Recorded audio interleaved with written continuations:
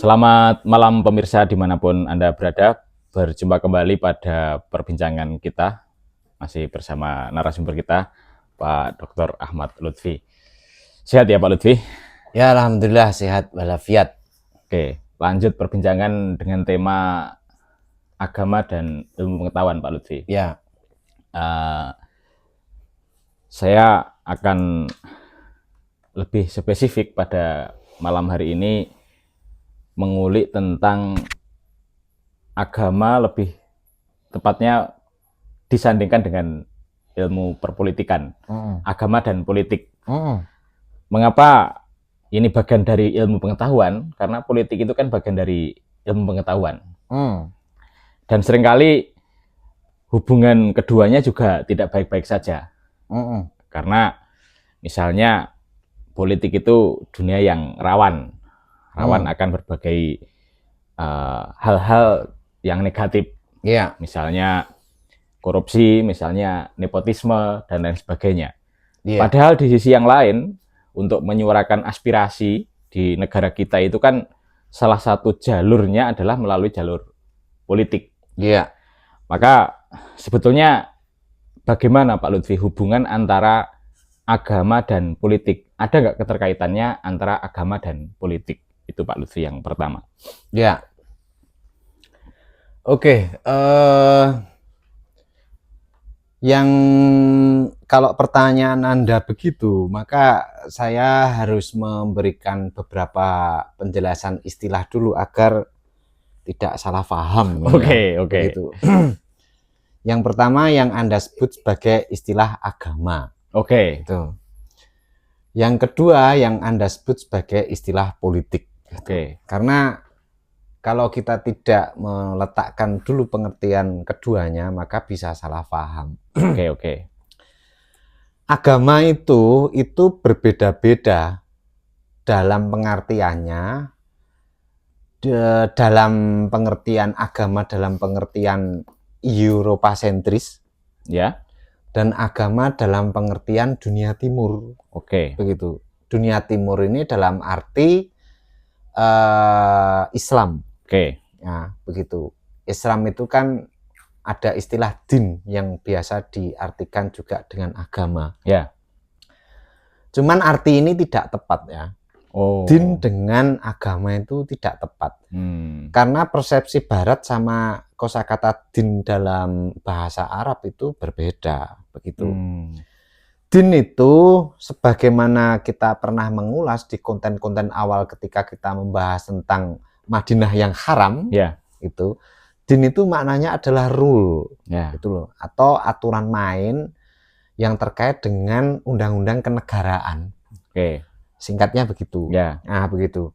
Sementara Eropa-sentris itu pengertian agama atau religion di dalam pengertian Eropa itu belief, begitu. Belief. Itu misalnya kayak tulisan Durkheim ya. Elementary form of religious life, itu kan pakai religious itu, atau religion itu mengartikan agama bukan rule itu, tapi belief, sesuatu yang ada di dalam hati, keyakinan. Sementara din dalam konteks rule tadi itu bukan di dalam hati, tapi di luar kita, yang disebut dengan hukum itu, begitu. Nah, berbeda kan? Jadi yang religion itu di dalam. Sementara din dalam bahasa Arab itu di luar kita. Nah, ini kan berbeda. Makanya kemudian kita harus letakkan dulu di dalam konteks ini bahwa religion yang bertentangan dengan atau agama yang bertentangan dengan sains itu agama yang tidak bisa dipisahkan dengan politik itu, yang menjadi pertanyaan Anda itu, yang kita akan diskusikan itu makna adalah religion itu, bukan din.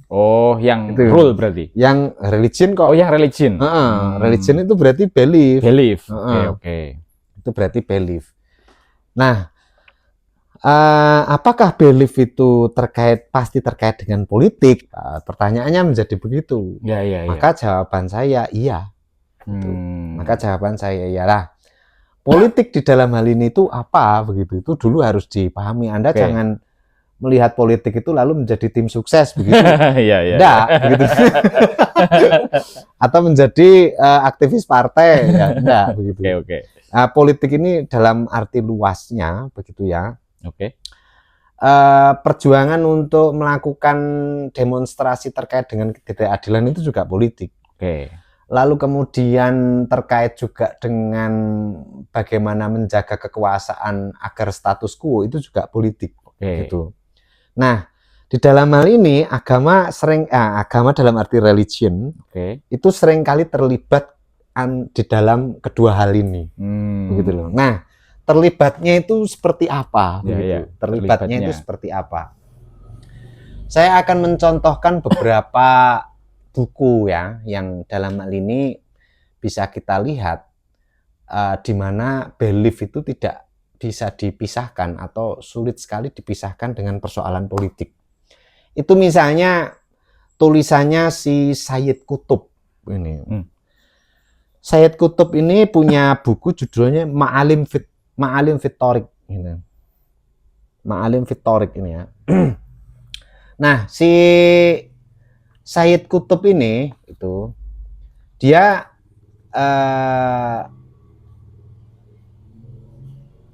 biasa dikenal dalam dunia keislaman itu disebut dengan Islam garis keras, kan begitu. Nah, Sayyid Qutb ini itu kan hidup di wilayah Timur Tengah, gitu.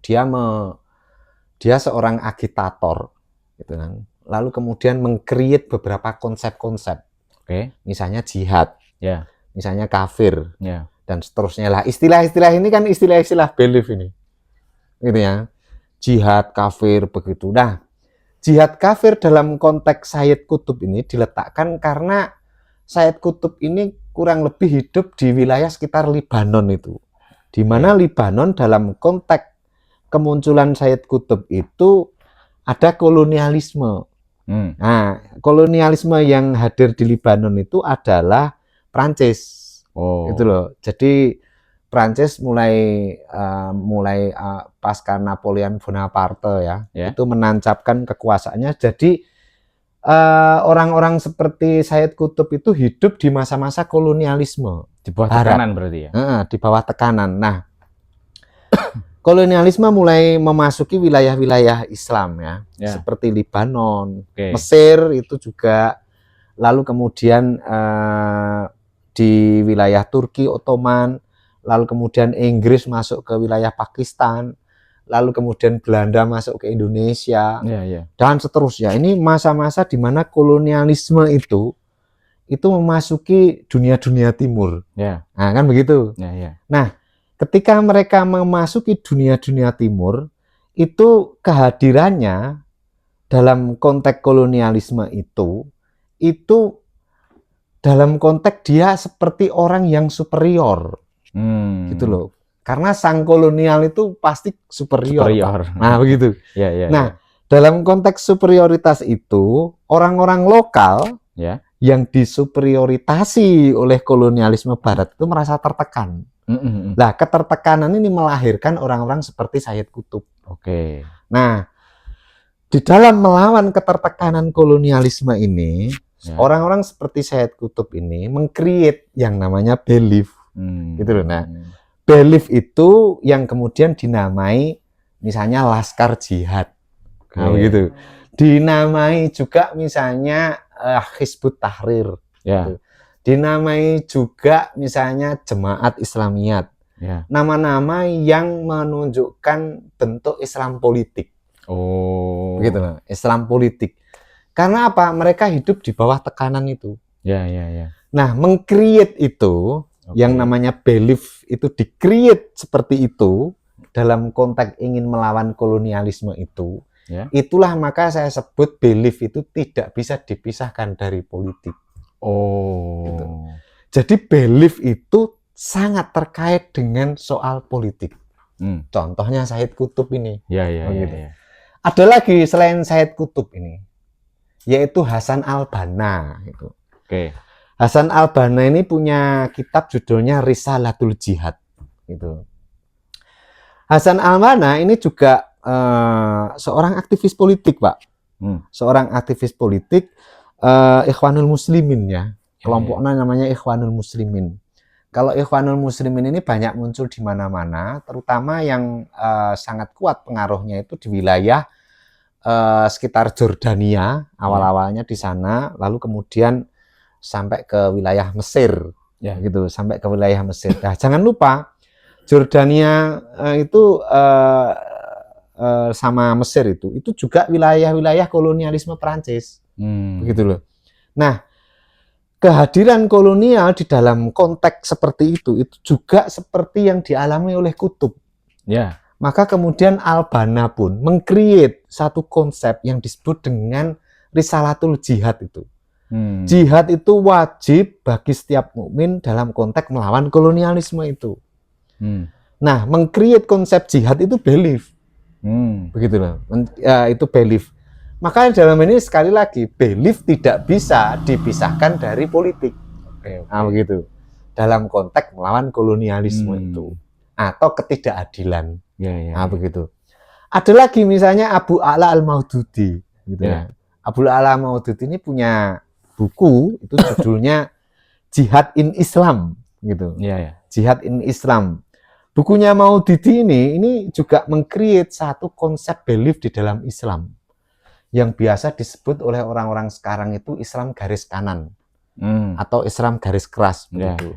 Itu kan belief juga begitu loh. Nah, di dalam konteks ini itu sama juga apa yang dirasakan oleh Al-Maududi ketika dia menulis Jihad in Islam itu, bahwa kehadiran kolonial itu menciptakan ketidakadilan di dunia timur. Maka kemudian orang-orang seperti Maududi, juga Banna ataupun seperti Kutub ingin melakukan perlawanan terhadap kolonialisme itu dengan meng-create belief tertentu agar orang yang melawan itu terasa militan. Dan ketika menjadi korban ada perasaan syahid. Begitu loh. Nah, apa ini? Seperti inilah kelahiran belief-belief itu di konteks modern. Kan begitu. Nah, sama juga Pak, sebetulnya ketika kita berbicara di Timur Tengah, itu misalnya, di zaman Abbasiyah itu kan ketika masa pemerintahan Harun ar-Rasyid, itu juga kan ideologinya ideologi belief, Mu'tazilah, gitu kan, begitu. Nah, dengan ideologi Mu'tazilah itu, dengan argumen bahwa Al-Quran adalah makhluk, dan seterusnya, ini kan belief-belief itu. Nah, digunakan dalam konteks untuk menyingkirkan kaum Sunni, begitu, yang pro dengan Quran hadis, begitu loh. Nah, si Harun ar-Rasyid ini pro dengan filsafat karena dia membangun satu rumah yang disebut dengan satu laboratorium knowledge, yang disebut dengan Baitul Hikmah itu.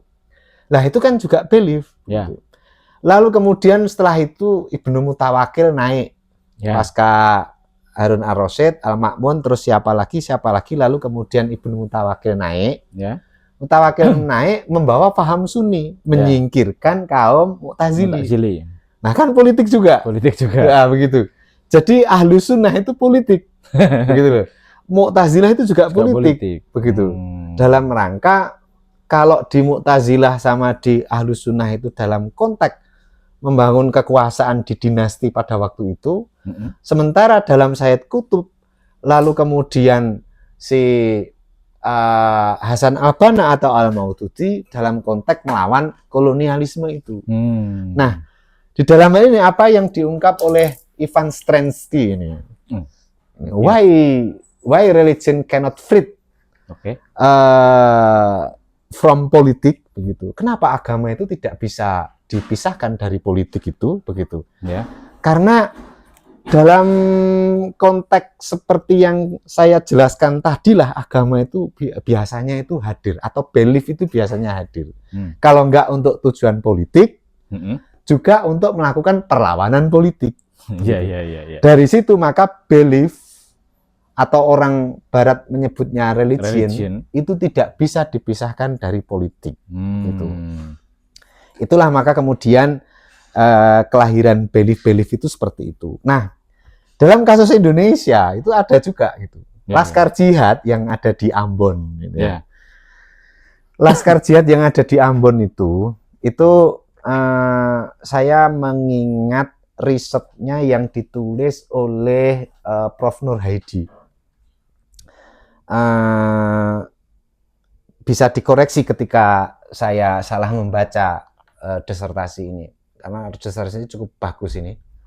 Itu bahwa sebetulnya kemunculan Laskar Jihad di Ambon ini itu dilatar belakangi oleh tekanan mereka yang hidup di bawah politik Orde Baru. Nah, gitu, Soeharto. Nah, kan begitu. Soeharto menekan kehidupan orang-orang seperti di Ambon itu, sehingga para pemuda-pemuda yang ada di sana itu merasa bahwa dirinya itu tidak punya harapan lagi di bawah rezim politik Orde Baru. Nah, begitu. Nah, muncullah itu kelompok-kelompok Laskar Jihad ini meng-create Islam untuk melawan Soeharto, sehingga orang-orang yang merasa tidak punya masa depan di bawah politik Orde Baru itu bergabung dengan Laskar Jihad itu. Jadi sebetulnya mereka ini nggak peduli terhadap beliefnya, gitu loh. Yang dia pedulikan ini, kok saya nggak punya masa depan ya, begitu. Ini kok ada belief yang kayaknya melawan orang yang menghalangi masa depan saya. Gabunglah saya, nah, kan begitu. Begitu. Maka kemudian saya tidak percaya orang itu punya militansi belief itu. Kalau dia tidak punya kepentingan politik. Begitu. Bisa jadi orang itu tidak punya masa depan, lalu kemudian ketika bergabung dalam belief itu merasa ada sesuatu yang terwadahi di situ, punya komunitas yang besar, sehingga di situ dia merasa punya masa depan lagi. Dengan bergabung itu, maka militanlah mereka.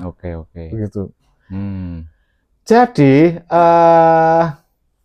di dalam hal ini orang-orang aktivis Islam garis keras itu sebetulnya mereka tidak peduli terhadap belief itu. Yang dia pedulikan adalah masa depan dirinya sendiri dan kepentingannya. Begitu. Karena mereka orang-orang yang tidak terwadahi. Belief itu kan hanya alat atau tool untuk melakukan perlawanan agar perlawanan itu terlihat benar. Gitu.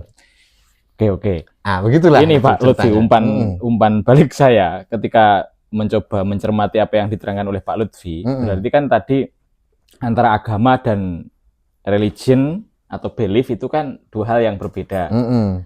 Yang satu di dalam, yang satu di luar. Nah, kemudian kalau saya mempersepsikan ya Pak Lutfi, selama ini din ini kok lebih cenderung dimaknai di dalam begitu, menurut pemahaman saya. Apa gara-gara itu kemudian menghasilkan, mohon maaf ya, sehingga apa ya, keras begitu. Agama kadang-kadang menghasilkan suatu kekerasan. Karena menurut saya, menurut pemahaman saya dari penjelasan Pak Lutfi, belief itu menyimpan dua sisi. Dua sisinya adalah di sisi lain, dengan tekanan itu akhirnya menghasilkan militansi, tetapi dengan militan itu kemudian akhirnya gerakan untuk melawan itu kan sangat luar biasa begitu. Karena posisinya dalam koloni tertentu itu.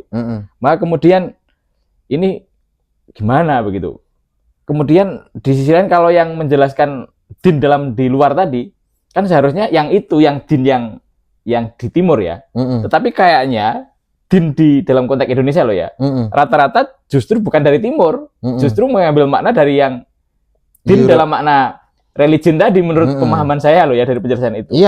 Apa kemudian gara-gara itu kemudian akhirnya orang beragama itu menjadi lebih tertutup dan seterusnya, itu yang menjadi persepsi saya ketika menjelaskan penjelasan Pak Lutfi. Enggak begitu. Enggak begitu. Enggak begitu. Jadi begini loh, lahirnya belief itu jangan dipisahkan dari politik. Begitu loh. Mengapa belief itu menjadi keras? Itu karena mereka merasa tidak punya masa depan. Gitu. Seperti Laskar Jihad itu di bawah rezim Orde Baru. Ya kan?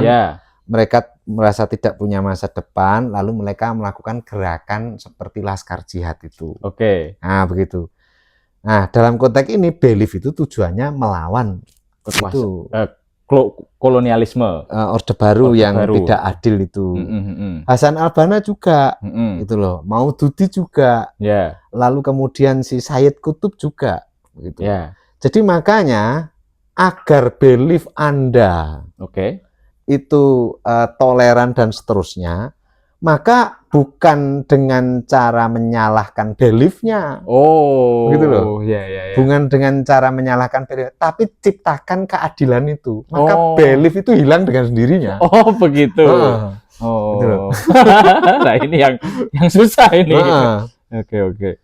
Jadi makanya kemudian kenapa di negara-negara maju ya, mereka itu cenderung abai terhadap belief itu. Karena keadilan terpenuhi, humanisme terpenuhi. Mereka tidak perlu menjaga diri karena ada hukum. Kemiskinan juga sangat minim. Maka kemudian mau apa lagi? Ya menjalani hidup dalam konteks ketertiban sosial itu. Begitu. Situasinya berubah, misalnya negara menjadi korup. Sementara ada rakyat yang dimiskinkan. Maka kemudian kan melawan. Nah, melawan biasanya menggunakan atau meng-create belief. Gitu. Jadi kelahiran belief yang fundamentalis, yang keras, yang sifatnya itu tidak toleran, itu lahir dari iklim politik yang tidak adil. Begitu. Maka ketika keadilan politik itu terjadi, si negara itu tercipta kemakmuran, saya yakin belief itu hilang. Begitu. Gitu. Orang jadi ketaatannya menjadi ketaatan hukum. Ketaatan kepada hukum. Ketaatan kepada humanisme itu. Bekerja sesuai dengan prosedur. Begitu. Nah, ambil contoh misalnya ada kemiskinan ini. Kemiskinan misalnya itu pernah terjadi satu pelatihan ya, yang dilakukan oleh, ingat saya LPM, bukan LPM kampus, bukan, tapi lembaga pesantren apa itu yang LP3IS, bukan, yang dikelola oleh, kalau nggak salah ingat itu Mas Darfarid Masudi. Itu melakukan pemberdayaan di wilayah Madura itu, melakukan program pemberdayaan karena ada kemiskinan dalam pandangan mereka, yang mana ini harus diberdayakan. Apa respon yang keluar pada waktu itu dari orang-orang sekitar yang ketika mereka mau dientaskan dari kemiskinan? Responnya kurang lebih itu yang saya ingat, ini terjadinya lama sekali, maka kemudian bisa dikoreksi kalau ingatan saya salah. Itu bahwa kenapa kemiskinan itu harus dihapuskan? Kemiskinan itu kan sunatullah. Nah, begitu. Harus ada, tanpa ada kemiskinan maka tidak ada yang namanya sunatullah itu. Oleh karena itu, karena ini sunatullah, maka kemiskinan harus ada. Dan ketika kita miskin dalam hal ini, maka ini bagian dari sunatullah. Dari situ mereka miskin itu bangga. Begitu. Dia melihat dirinya itu bagian dari sunatullah. Itu. Makanya ketika ada itu LPM itu, lembaga pesantren dari Jakarta itu ingin melakukan pemberdayaan terkait mereka menolak. Gitu loh. Ini loh Pak. Karena miskin itu nikmat. Karena mereka merasa, nah di dalam konteks ini belief, gitu, kemiskinan sunatullah, saya bagian dari sunatullah itu merasuk di dalam, gitu ya, di dalam dirinya, sehingga membuat dirinya itu merasa tidak perlu lagi ini diotak-atik. Itu. Nah, dari situ lahirlah yang namanya teologi kemiskinan. Gitu. Nah, jadi di dalam hal ini maka kemiskinan itu tidak bisa dipisahkan, teologi atau belief itu tidak bisa dipisahkan dari hal yang sifatnya politik seperti itu. Gitu. Belief itu pasti ada hubungannya dengan politik. Pasti ada hubungannya dengan politik. Biasanya ia lahir dalam konteks ketidakadilan, injustice, ketidakbebasan, infreedom, begitu, atau unhumanis, ketidakmanusiawian. Dalam konteks itulah teologi hadir. Belief itu hadir. Gitu ya. baik dalam konteks menenteramkan yang tertindas, ya, gitu, atau kemudian membangkitkan yang tertindas untuk melawan. Oke. Gitu. Itulah makanya kemudian konteks kemunculan belief itu di situ itu. Dan itu biasanya ada figur utamanya yang meng-create itu. Seperti yang kita sebut denominatornya. Oke. Ini berarti ya, kalau kita tidak clear memisahkan makna din itu dalam arti belief atau makna din itu dalam arti rule, maka nanti akan ini ya, susah untuk membedakan mana yang din, mana yang sebenarnya dan mana yang ini loh maksud saya mau menyampaikan begini Pak Lutfi. Agama itu kan baik, tetapi ketika agama dimaknai sebagai sebuah belief dan belief itu ternyata tidak positif, akhirnya kan belief itu tidak luput dari politik. Akhirnya terjadi politisasi atas nama agama. Nah, begitu loh maksud saya. Begitu enggak gitu. Iya, kurang lebih seperti itu. Maka seperti di tahun 2025 ini ya. 2025 ini dalam pengalaman subjektif saya tidak melihat Islam politik itu seperti di periode-periode ketika Orde Baru. Itu. Di masa Orde Baru dan pasca Orde Baru setelah itu banyak muncul gitu Hizbut Tahrir Indonesia, Laskar Jihad, Front Pembela Islam. Itu kan lahir-lahir begitu itu. Yang itu disebut oleh kaum Sunni itu sebagai Islam garis kanan. Islam garis keras atau Islam garis kanan. Nah, jangan lupa membaca belief itu jangan di beliefnya saja. Begitu loh. Jangan di kanannya mereka menafsirkan Al-Quran secara keliru, tidak. Jadi menyikapi belief itu atau denominasi Islam itu, jangan dilihat ajaran murninya. Ada variabel yang lain yang Anda harus melihatnya. Di mana kelahiran belief yang tidak toleran itu sebetulnya akibat. Bukan sebab. Gitu loh. Akibat dari apa? Akibat daripada politik yang injustice. Gitu. Politik yang injustice, bahasa mudahnya Pak Lutfi? Ketidakadilan. Ketidakadilan, kesenang-wenangan. Kesenang-wenangan. Maka kemudian ini ya, gara-gara ketidakadilan kan, kesenang-wenangan akhirnya menghasilkan sebuah create tertentu. Akhirnya menghasilkan belief. Dan itu akan bahaya kalau atas namanya menggunakan agama. Karena akan maknanya berbeda kan? Belief yang bermakna enggak, ini berbahaya atau tidak itu nanti dulu. Gitu. Berbahaya atau tidak.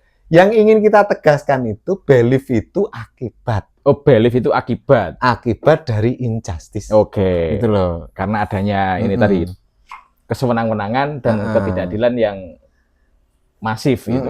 Itu seperti kemunculan Sayyid Qutb, Hasan Al-Banna dan seterusnya itu. Itu akibatnya menciptakan belief-belief yang melawan. Anda lihatlah misalnya si Usama bin Laden. Ketika tragedi Pentagon di 2001 ya, 11 September 2001 itu. Itu karena dalam perspektif religion and politik, itu sebetulnya kan mereka melihat bahwa negara-negara seperti Amerika itu mencengkeram dunia ketiga. Dari situ lahirlah perlawanan seperti yang dilakukan oleh Usama bin Laden itu. Makanya kemudian gerakan-gerakan Islam politik dengan belief seperti Usama bin Laden itu akibat ketidakadilan yang diciptakan oleh superpower itu. Gitu loh.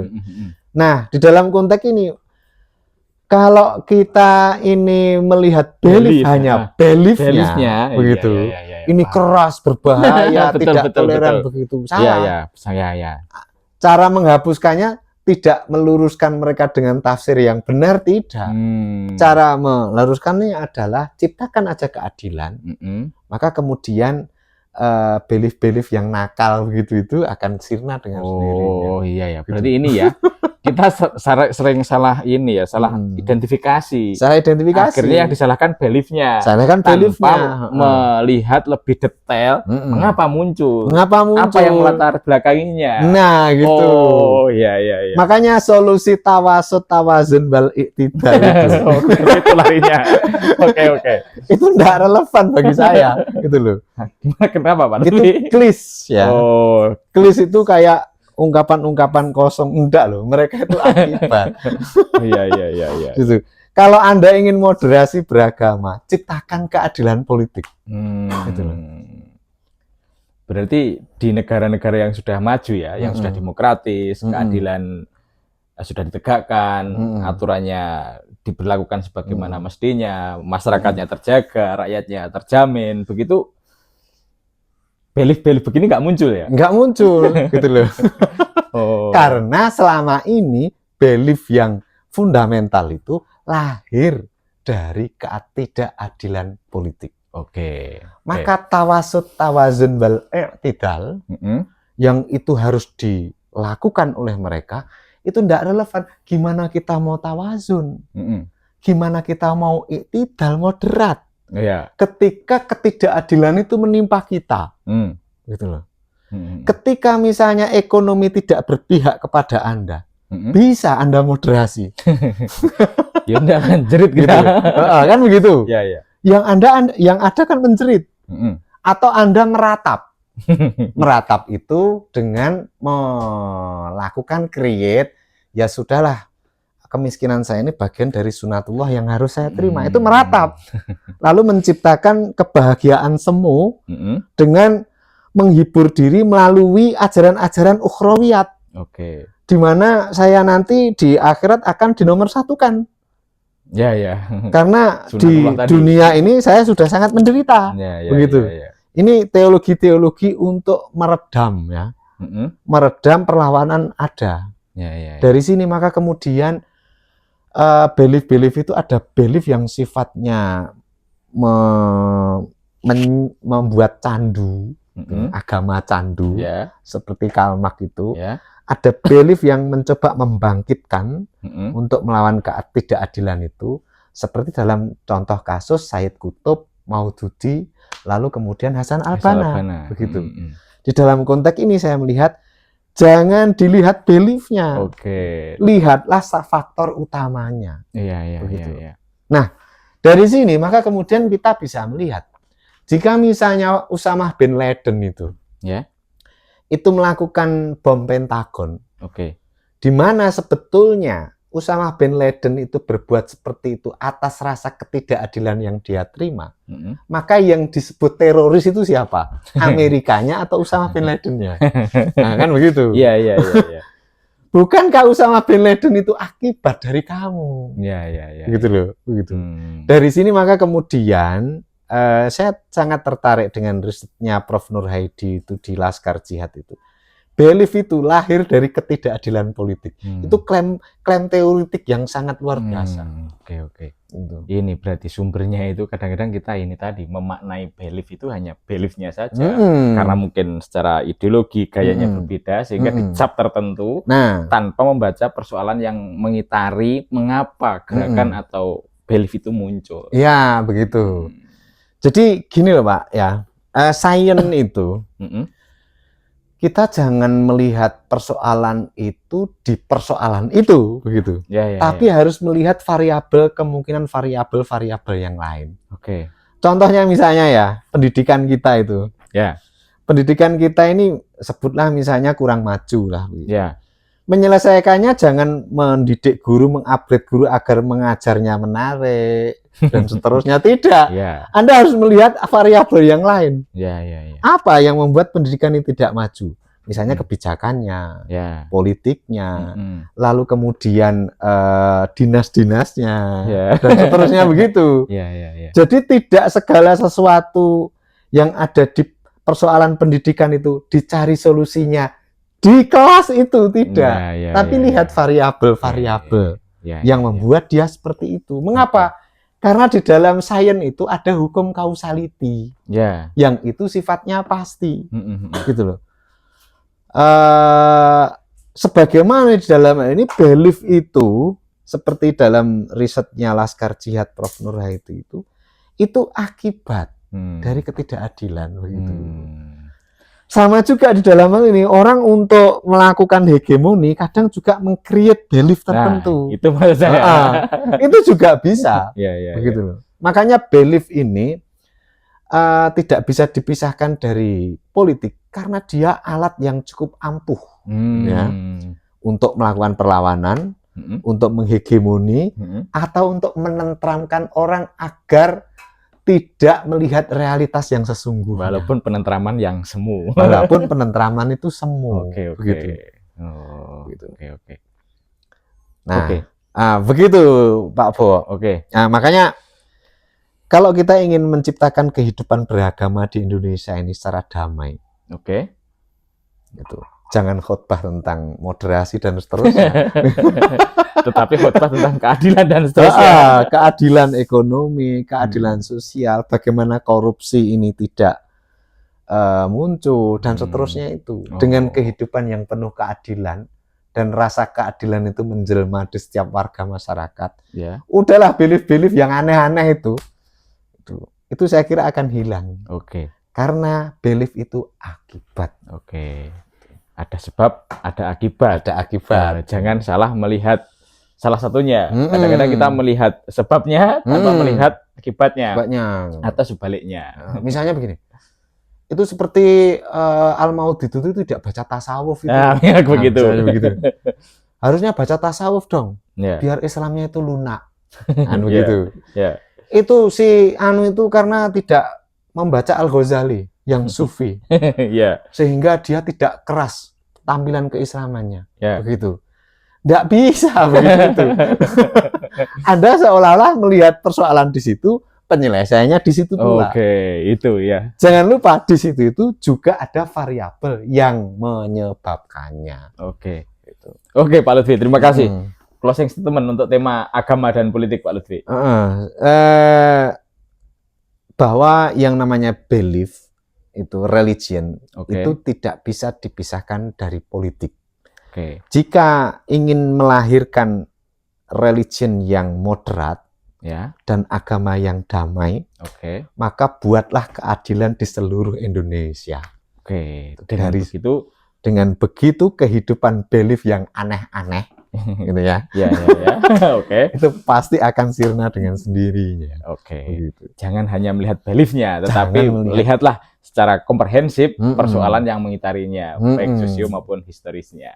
Saya kira demikian. Terima kasih Pak Lutfi. Sampai jumpa.